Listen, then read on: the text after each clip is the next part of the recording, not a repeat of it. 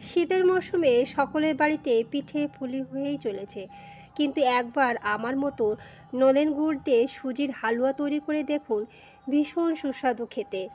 এটি পিঠে পুলি থেকে কিছু কম যায় না, ভীষণ সুস্বাদু খেতে এই হালুয়া।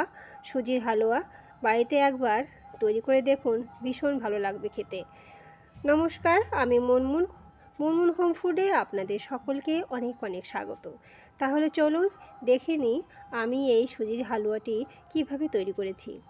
প্রথমেই একটি কড়াই গরম করে নিয়েছি। কড়াইতে আমি 1 চামচ ঘি দিয়ে দিয়েছি। ঘিটা গরম হয়ে আসলেই কড়াইতে ভালো করে ঘিটা মেখে নেব। নিয়ে দিয়ে দেব 1 কাপ সুজি।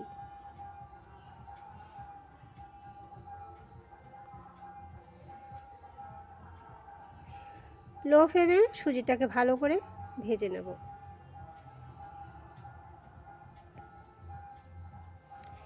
সুজিটা একদম লো ফ্লেমেই ভেজে নিতে হবে, না হলে সুজির কালার চেঞ্জ হয়ে যেতে পারে।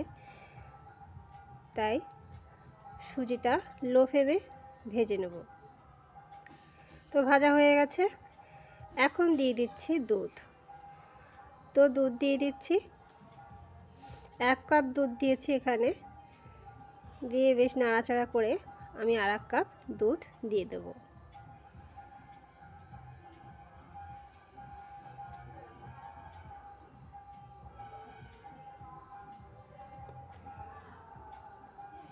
ওই কাপটাকে ধুয়ে দুবার 2 কাপ জল দিয়ে দেব।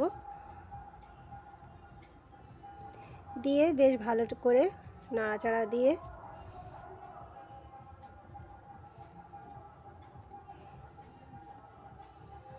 পুরো রান্নাটায় খুব বেশি হাই ফ্লেমে দিতে যাবেন না।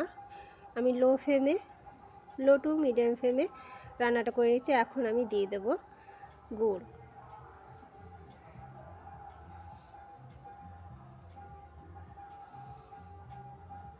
নলেন গুড় দিয়ে সুজির হালুয়া করলে সেটা খেতে খুবই সুস্বাদু লাগে। গুড়ের একটা সুন্দর একটা গন্ধ আসে, যেটা খুবই ভালো লাগে। তাই এখানে অন্য কোনো কিছু সেইভাবে দেওয়ার কোনো প্রয়োজন নেই। আমি এখানে শুধু গুড় দিয়েই আর দুধ দিয়েই পুরো সুজির হালুয়াটা তৈরি করেছি।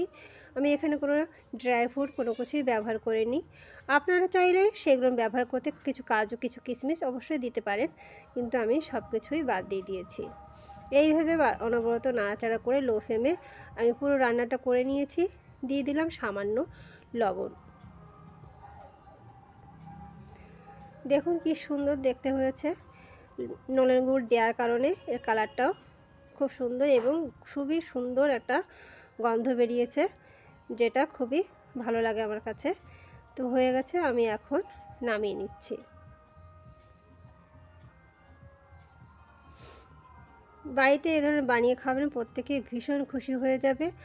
আমার ভিডিওটি যদি আপনাদের ভালো লেগে থাকে তাহলে অবশ্যই একটি সাবস্ক্রাইব করবেন এবং সঙ্গে একটি লাইক এবং কমেন্ট করে জানাবেন কেমন লাগলো আমার এই রেসিপিটি। তাহলে অবশ্যই বাড়ির সকলকে নিয়ে এই রেসিপিটি তৈরি করে খাবেন, ভীষণ সুস্বাদু হয়ে থাকে।